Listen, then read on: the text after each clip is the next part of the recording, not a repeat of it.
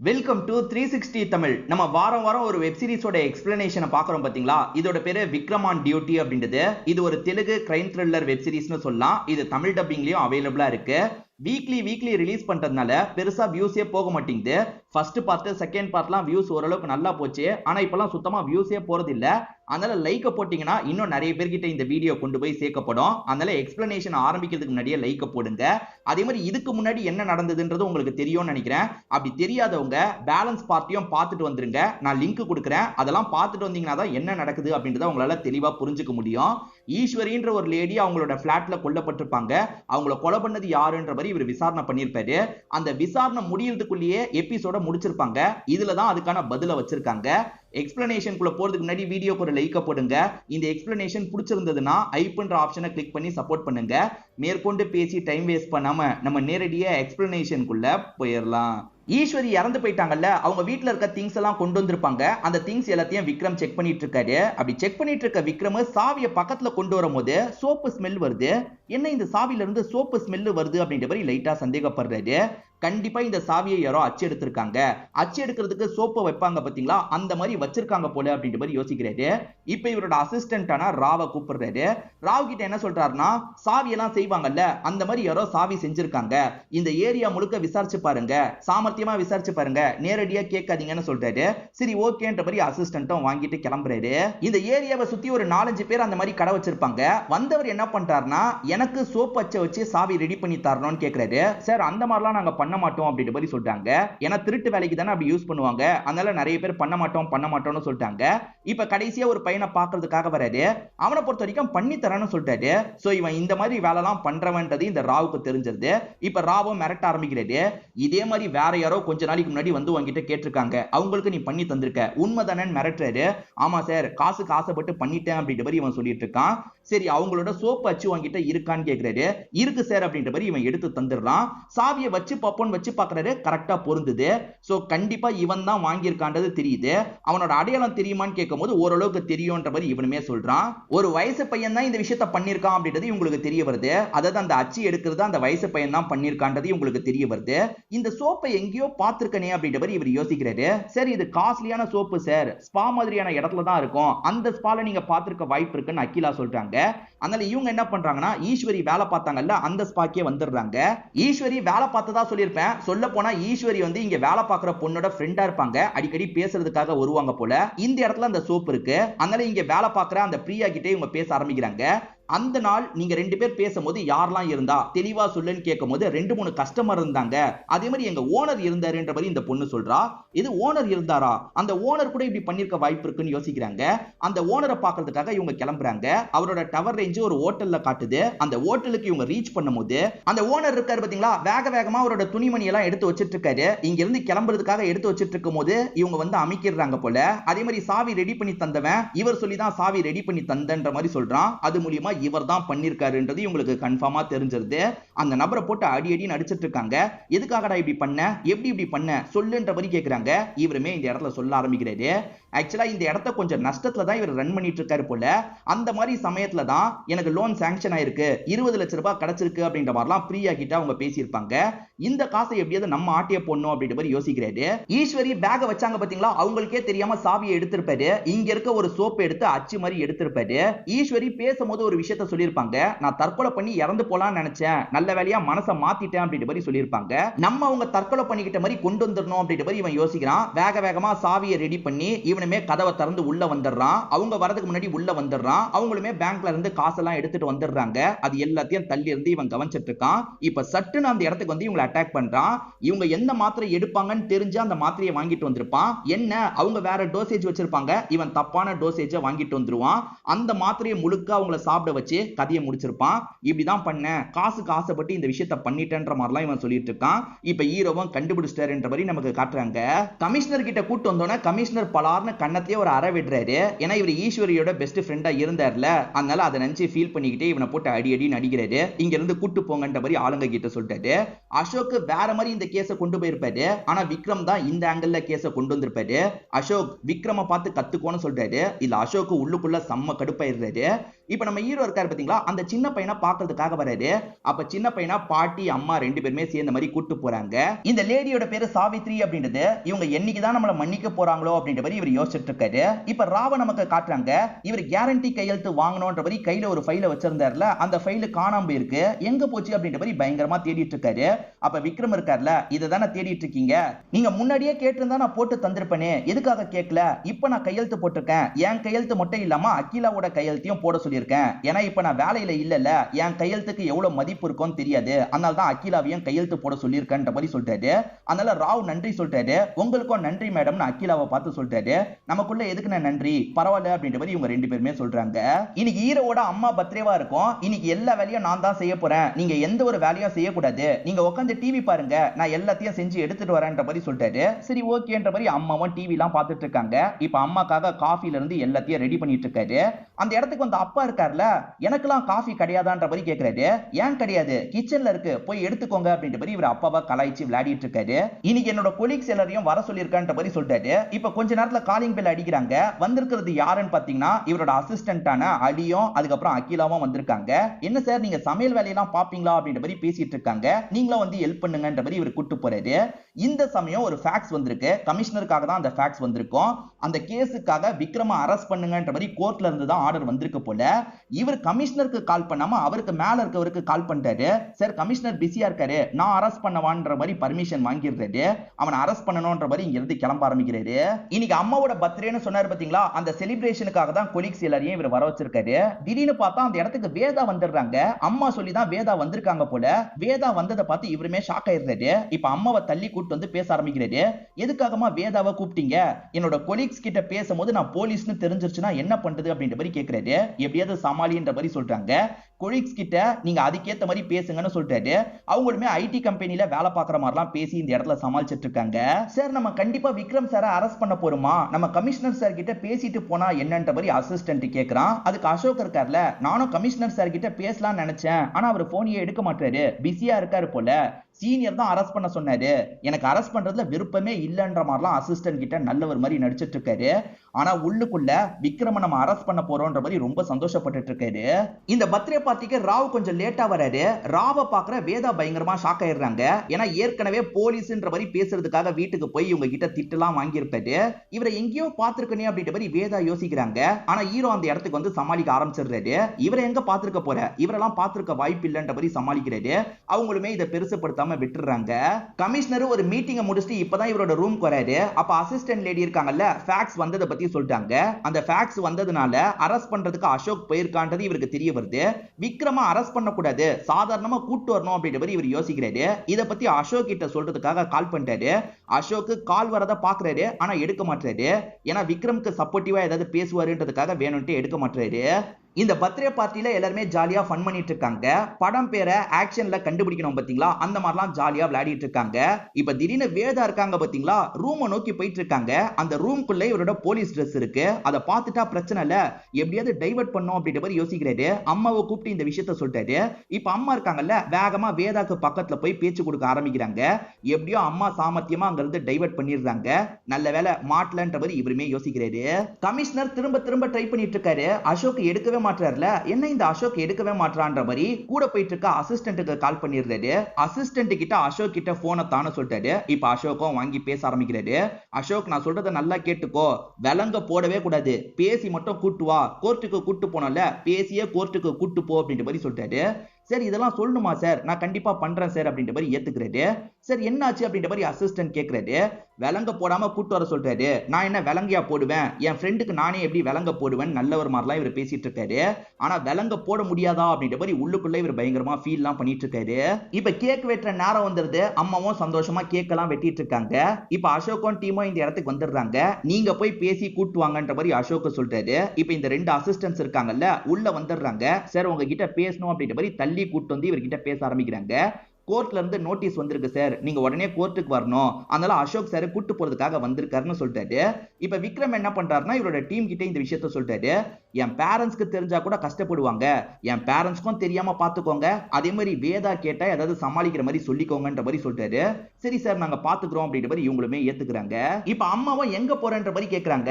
இல்லம்மா திடீர்னு வேலை வந்துருச்சு, அதனால தான் நீங்க பாத்துக்கோங்க அப்படின்ற மாதிரி இங்க இருந்து கிளம்ப ஆரம்பிக்கிறாரு. இப்ப வாசல் கிட்ட வந்துடுறாரு. வாசல் கிட்ட வந்தோன்னா அசோக் இருக்கார்ல, என்ன ஹேண்ட்கஃப போடாம இருக்கீங்க, போடுங்கன்ற மாதிரி சொல்லிட்டாரு. சார் கமிஷனரே போட வேணாம் தானே சொன்னாரு அப்படின்ற மாதிரி அசிஸ்டன்ட் கேக்குறாங்க. இல்ல இல்ல என்னதான் இருந்தாலும் நம்ம ப்ரொசீஜரை பண்ணிடலான்ற மாதிரி அசோக் சொல்லிட்டாரு. விக்ரம் அசிங்கப்படுத்தணுன்றதுக்காகவே வேணும்ட்டே இப்படி பண்ணிட்டு இருக்காரு. இந்த சமயம் விக்ரம் ஒரு பொருளை விட்டு போனதை அப்பா பாக்குறாரு. பையன் கிட்ட குடுக்கணும்ன்ற மாதிரி வேகமா வெளியே வராரு.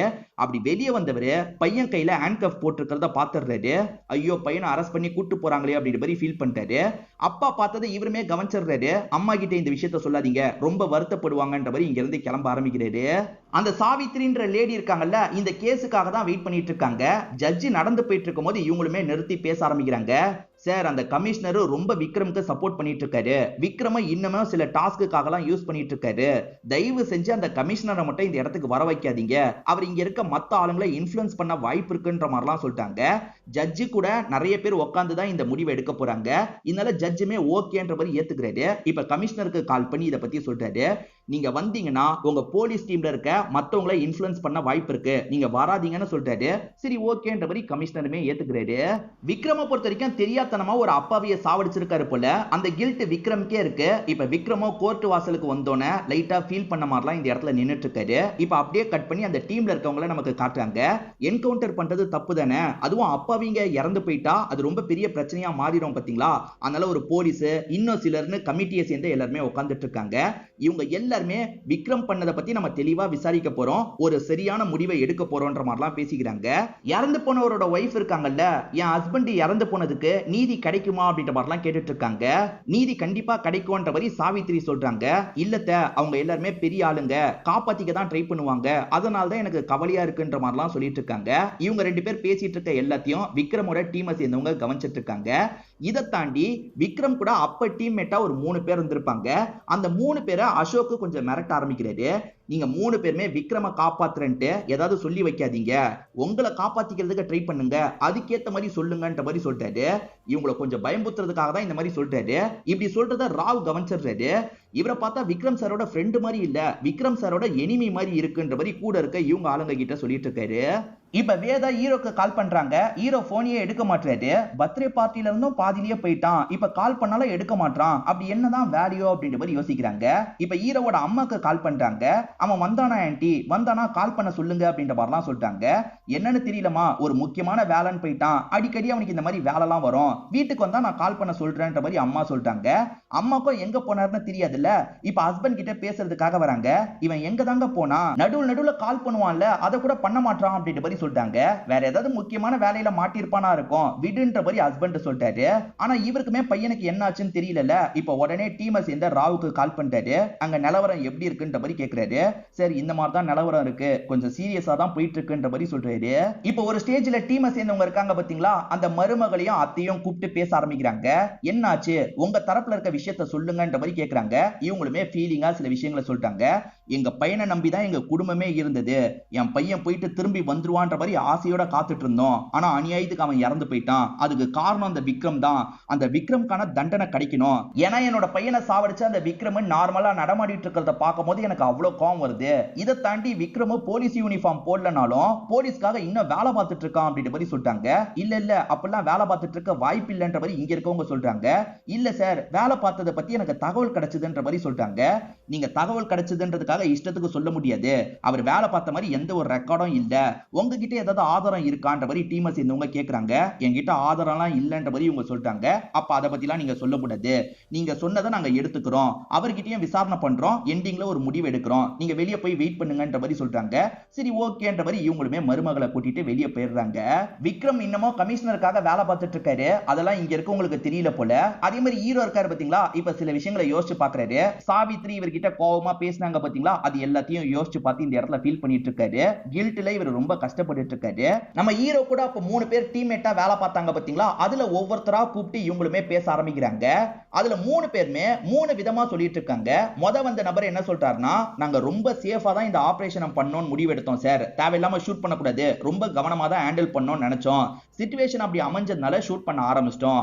அதே மாதிரி நாங்க ஆம்புலன்ஸ் எல்லாம் ஒரு பர்டிகுலர் பகுதியில நிறுத்தி வச்சிருந்தோம் அப்படின்ற மாதிரிலாம் சொல்லிட்டாரு. இன்னொருத்தர் என்ன சொல்றாருன்னா, ஆம்புலன்ஸ் எல்லாம் நிறுத்தி வைக்கல, ஆம்புலன்ஸ் இல்லாம தான் அந்த இடத்துக்கு போனோம், அந்த தப்பை மட்டும் பண்ணிட்டோம்ன்ற மாதிரி சொல்லிட்டாரு. இன்னொருத்தர் வேற மாதிரி சொல்லிட்டாரு. ஆக மொத்தத்துல 3 பேருமே வேற வேற மாதிரி சொல்றாங்க. அசோக் சொன்னதுனால தான் 3 பேருமே இந்த மாதிரி சொல்றாங்க போல. இவங்களை காப்பாத்திக்கிட்டா போதும்ன்றதுக்காக போய் சொல்றாங்க போல. ஆனா இதெல்லாம் கேட்டுட்டு இருக்க டீம் கடுப்பாயிடுறாங்க. என்ன 3 பேர் ஒவ்வொன்னு சொல்லிட்டு இருக்கீங்க, உங்க விக்ரம காப்பாத்துறதுக்காக இந்த மாதிரி போய் சொல்லிட்டு இருக்கீங்களா அப்படின்ற மாதிரி கேக்குறாங்க. இல்ல இல்ல, நாங்க நடந்த விஷயத்தை தான் சொல்றோம்ன்ற மாதிரி 3 பேருமே சொல்றாங்க. இல்ல கடுப்பான இந்த டீம் இருக்காங்கல்ல, உங்களையும் கொஞ்ச நாள் நாங்க டிஸ்மிஸ் பண்றோம் அப்படின்ற மாதிரி சொல்லிடுறாங்க. என்னடா இப்படி ஆயிடுச்சு அப்படின்ற மாதிரி இவங்க யோசிச்சுக்கிட்டே இங்க இருந்து கிளம்ப ஆரம்பிக்கிறாங்க. பரவாயில்லப்பா, இப்பயும் விக்ரம்க்கு எதிராக தான் எல்லாமே போயிட்டு இருக்கு அப்படின்ற மாதிரி கவனிச்சிட்டு இருக்க அசோக் சந்தோஷப்படுறாரு. அதாவது உள்ள நடக்கிறதெல்லாம் ஓரளவுக்கு கேட்கிறாருல, அதனால பயங்கர சந்தோஷத்துல இருக்காரு. அடுத்ததா வெளியே உட்காந்துட்டு இருக்க விக்ரம பேசுறதுக்காக கூப்பிடுறாங்க. இப்ப விக்ரம் வரும்போது கொஞ்சம் கேரான மாதிரியே வந்துட்டு இருக்காரு. நீங்க ஓகே தானே கேக்குறாங்க. இவரும் ஓகே தான்ன்ற மாதிரி உட்கார்றதுக்காக போறாரு. அப்பன்னு பார்த்து நெஞ்செல்லாம் வலிக்கிற மாதிரி இருக்கு. ஒரு ஸ்டேஜ்ல மயங்கின மாதிரி பொத்துன்னு கீழே விழுந்துடுறாரு. இங்க ஒரு எபிசோட நமக்கு முடிக்கிறாங்க. இவர் மயங்கி விழுந்ததுனால இவருக்கு வேண்டிய எல்லா விஷயத்தையும் எடுத்து தந்துட்டு இருக்காங்க. உள்ள இவருக்கு மேல் அதிகாரி ஒருத்தர் இருந்தாரு பாத்தீங்களா, அவருமே இவருக்கு கொஞ்சம் சப்போர்ட்டிவா பேசுறாரு. உன்னை பத்தி எனக்கு தெரியும், நீ நடந்த விஷயத்தை மட்டும் சொல்லு, பாத்துக்கலாம் அப்படின்ற மாதிரி சொல்லிட்டாரு. இப்போ ஒரு வழியா உள்ள வந்து இவருமே பேச ஆரம்பிக்கிறாரு. இப்பதான் என்ன பிளாஷ்பேக்னு நமக்கு தெரிய வருது. ஒரு ரவுடி இருக்கான் பாத்தீங்களா, சிட்டில நிறைய இல்லீகல் வேலை எல்லாம் பண்ணிட்டு இருக்கான்.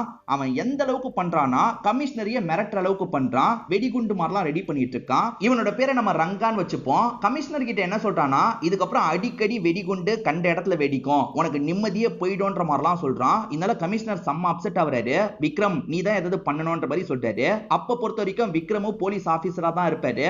இவரோட டீம்மேட்ஸ் கிட்ட எப்படியாவது இவனை ஸ்டாப் பண்ணணும், இவனை பிடிக்கணும்ன்ற மாதிரி சொல்றாரு. அவனுக்கு வேலை பார்த்திருப்பாங்கல்ல, அந்த டீமுங்களெல்லாம் பிடிக்கலாம் அப்படின்ற மாதிரி ஒவ்வொருத்தரா இவர் பிடிக்க ஆரம்பிக்கிறாரு. இவங்க மூலியமா தகவல்லாம் சேகரிக்க ஆரம்பிக்கிறாரு. விக்ரம் சீக்கிரமா ஏதாவது பண்ணுன்ற மாதிரி கமிஷனர் சைடுல வேற பிரஷர் வருது. இவருமே சரி ஓகேன்ற மாதிரி விசாரிச்சு ஒரு விஷயத்தை கண்டுபிடிக்கிறாரு. அது என்னன்னா, ஒரு டிராவல் ஏஜென்சி கூட சேர்ந்து தான் அந்த ரவுடி ரங்கா செயல்பட்டு இருக்கான்றது தெரிய வருது. அந்த டிராவல் ஏஜென்சிக்கு அவன் சம்பந்தப்பட்ட ஆளுங்க வருவாங்க, நம்ம வாட்ச் பண்ணிக்கிட்டே இருக்கலாம், உள்ள போய் அமைக்கிடலான்ற மாதிரி யோசிக்கிறாரு. அந்த மாதிரி அந்த டிராவல் ஏஜென்சில இவரும் இவரோட ஆளுங்களும் வெயிட் பண்ணிட்டு இருக்காங்க. அப்ப ஏதோ ஒரு டீலிங் நடக்கிறதுக்காக நிறைய ஆளுங்க உள்ள போறாங்க. நான் மட்டும் உள்ள போறேன், நீங்க அவசரப்பட்டு உள்ள வராதீங்கன்ற மாதிரி ஆளுங்க கிட்ட சொல்லிடுறாரு. இவர் மட்டும் நைஸா உள்ள வந்துடுறாரு. அந்த இடத்துல பார்த்தா இன்னும் நிறைய இல்லீகல் வேலை அவனுங்க பண்ணிட்டு இருக்கிறது தெரியுது. உதாரணத்துக்கு ட்ரக் எல்லாம் நிறைய அவனுங்க ரெடி பண்றது தெரியுது. இதை தாண்டி ஒரு ரூம்ல இருந்து சின்ன பொண்ணுங்க கதவை தட்டுற மாதிரிலாம் சவுண்ட் கேக்குது. என்ன இங்க இருந்து பசங்க தட்டுற மாதிரி சவுண்ட் கேக்குதுன்ற மாதிரி யோசிக்கிறாரு. இப்ப பொறுமையா அந்த இடத்துக்குள்ள நுழையிறாரு. அந்த இடத்துல பார்த்தா நிறைய பொண்ணுங்களோட போட்டோ இருக்கு. அதே மாதிரி நிறைய சின்ன சின்ன பொண்ணுங்களை லாக் பண்ணி வச்சிருக்காங்க. அதாவது டிராபிகிங்னு சொல்லுவாங்கல்ல, அந்த விஷயத்தையும் இவங்க பண்ணிட்டு இருக்கிறது இவருக்கு தெரிய வருது. இங்க இருக்க பொண்ணுங்களாம் காப்பாத்துங்க காப்பாத்துங்கன்ற மாதிரி கேட்டுட்டு இருக்காங்க. இவர் அந்த பொண்ணுங்களெல்லாம் காப்பாத்திட்டு இருக்கும் போது அந்த கேங்க சேர்ந்தவங்க வந்துடுறாங்க. நல்லா புரிஞ்சுக்கோங்க, இந்த இடத்துக்கு இன்னும் ரங்கா வரல. ரங்காவோட ஒரு குரூப் ஆளுங்க மட்டும் தான் வந்திருக்காங்க. அவங்க கூட இவரும் பயங்கரமா சண்டை போடுறாரு. அந்த சண்டையில கொஞ்சம் காயம்லாம் இவருக்கு படுது. அதை மீறியே இவர் என்ன பண்றாருன்னா, அந்த ஆளுங்களெல்லாம் அடிச்சு போட்டுறாரு. அந்த பொண்ணுங்க எல்லாரையும் காப்பாத்திடுறாரு. இவ்வளவு பிளான் போட்டோம், அந்த ரங்காவை எதுவுமே பண்ண முடியலையே அப்படின்ற மாதிரிலாம் இவர் ஃபீல் பண்ணிட்டு இருக்காரு. அந்த ரங்காவை பொறுத்த வரைக்கும் இந்த சிட்டியே ரொம்ப மோசமான பகுதியா மாத்துறான். நிறைய பகுதியில கிரைம் நடந்துட்டு இருக்கு. ஆயுதத்தை வச்சு நிறைய கொலைலாம் நடந்துட்டு இருக்கு. கமிஷனர் சைடுல இருந்து இவருக்கு பிரஷர் வேற வருது. இப்படிப்பட்ட நேரத்துல தான் அவன் ஒரு மார்க்கெட்ல டீலிங் பண்ண போறது இவங்களுக்கு தெரியுது. ஏற்கனவே நிறைய பேரை லாக் பண்ணி வச்சிருக்காங்கல்ல, அவங்க மூலியமா இந்த இன்ஃபர்மேஷன் கிடைக்குது. இப்ப இவருமே டீமோட அந்த இடத்துக்கு வந்துடுறாரு. நம்ம போலீஸ்ன்றது யாருக்கும் தெரியக்கூடாது, கண்டிப்பா அவன் டீல் பண்றதுக்காக வருவான், அப்ப வச்சு அமுக்கணும்ன்ற மாதிரி ஆளுங்க கிட்ட சொல்லிடுறாரு. உண்மையிலேயே அவன் டீலிங்காக இந்த இடத்துக்கு வர மாதிரி பிளான் இருக்கு போல. அதாவது இங்கே இன்னொருத்தர் கிட்ட இருந்து ஆயுதத்தை வாங்குறதுக்கு அவன் வரப்போறான் போல. இவங்க எல்லாருமே வாட்ச் பண்ணிக்கிட்டே இருக்காங்க. அங்கேயும் இங்கேயும் நடந்துகிட்டே இவங்க வாட்ச் பண்ணிட்டு இருக்காங்கல்ல. இப்படி இவங்க நடந்து போயிட்டு இருக்கும் போது அங்க இருக்க ஒருத்தனுக்கு டவுட் வந்துருது. கார்னா இவங்க ட்ரெஸ் எல்லாம் வேற மாதிரி போட்டிருந்தாலும் ஷூவை மட்டும் போலீஸ் ஷூவை போட்டிருப்பாங்க. அதை வச்சே ஒருத்தன் ஸ்மெல் பண்ணிடுறான். ஸ்மெல் பண்ண நபர் இருக்கான் பாத்தீங்களா, இன்னைக்கு இந்த இடத்துல டீலிங் பண்ண வேணாம், ஏன்னா இந்த இடத்துல போலீஸ் நடமாட்டம் தெரியுது அப்படின்ற மாதிரி ரங்கா கிட்டயும் டீம் கிட்டயும் சொல்லிடுறான். இப்ப கமிஷனரும் கால் பண்ணி என்னாச்சு அப்படின்ற மாதிரி கேட்கிறாரு. இன்னும் ரங்கா வரல சார், வந்தா நான் புடிச்சிடுறேன் அப்படின்ற மாதிரி சொல்லிட்டு இருக்காரு. அதுக்குள்ளதான் ஒருத்தன் ஸ்மெல் பண்ணிட்டான்ல, ஆளுங்க கிட்ட எல்லாம் இந்த விஷயத்த சொல்றான். ரங்கா வந்தாரா என்னன்னு தெரியல, ஆனா ஆளுங்க அதுக்குள்ள இங்க இருந்து கிளம்பணும் அப்படின்ற மாதிரி கிளம்புறாங்க. அதாவது டீல் பண்றதுக்காக வந்தவங்க இங்க இருந்து கிளம்பணும் அப்படின்ற மாதிரி கிளம்ப ஆரம்பிக்கிறாங்க. எல்லாருமே ஓடுறத பாக்குற இவங்க இருக்காங்கல்ல, எல்லாவனையும் பிடிக்கணும்ன்ற மாதிரி துரத்திட்டு போயிட்டு இருக்காங்க. அதுல மெயினா ஒருத்தனை தான் விக்ரம் துரத்திட்டு இருக்காரு. அவன் தப்பிச்சு ஓட பாக்குறான்ல, ஷூட் பண்ணி தான் ஆகணும்ன்ற நிலைமை வருது. ஷூட் பண்ணிடலான்ற மாதிரி இவர் கன் எடுத்து ஷூட் பண்றாரு. அப்படி ஷூட் பண்ணும் போது அந்த நபர் விலகி போய் வேற ஒருத்த மேல குண்டு பட்டது போல. அந்த நபர் தான் பாதிக்கப்பட்டவரா இருப்பாரு, அதாவது சாவித்திரியோட பையனா இருப்பாரு போல. ஐயோ தெரியாதனமா வேற ஒருத்தனை ஷூட் பண்ணிட்டுமே அப்படின்ற மாதிரி ஹீரோவா இந்த இடத்துல ஃபீல் பண்ணிட்டாரு. அவர் பக்கத்துல போய் ஃபீல் பண்ணிட்டு இருக்காரு. இது எல்லாத்தையும் இந்த டீம் கிட்ட இவர் எக்ஸ்பிளைன் பண்ணிட்டு இருக்காரு. நான் வேணும்ட்டே பண்ணல, தெரியாம தான் இந்த விஷயத்தை பண்ணிட்டேன்ற மாதிரி எக்ஸ்பிளைன் பண்ணிட்டு இருக்காரு. இத கேக்குற டீம் என்ன முடிவெடுக்க போறாங்கன்னு தெரியல. இதோடயே இந்த எபிசோட நமக்கு முடிச்சிடுறாங்க. இந்த வாரம் இந்த 4 எபிசோட தான் ரிலீஸ் பண்ணியிருந்தாங்க. அடுத்த வாரம் தான் மேற்கொண்டு என்ன நடக்கும்ன்றது நமக்கு தெரிய வரும். இப்போ வரைக்கும் கதை உங்க எல்லாருக்குமே பிடிச்சிருக்கும் நம்புறேன். இந்த வீடியோ உங்களுக்கு பிடிச்சிருந்ததுன்னா லைக் பண்ணுங்க, கமெண்ட் பண்ணுங்க, மறக்காம 360 தமிழ் சேனலை சப்ஸ்கிரைப் பண்ணுங்க. தொடர்ச்சியா இந்த மாதிரி வீடியோக்கள் வந்துகிட்டே தான் இருக்கும்.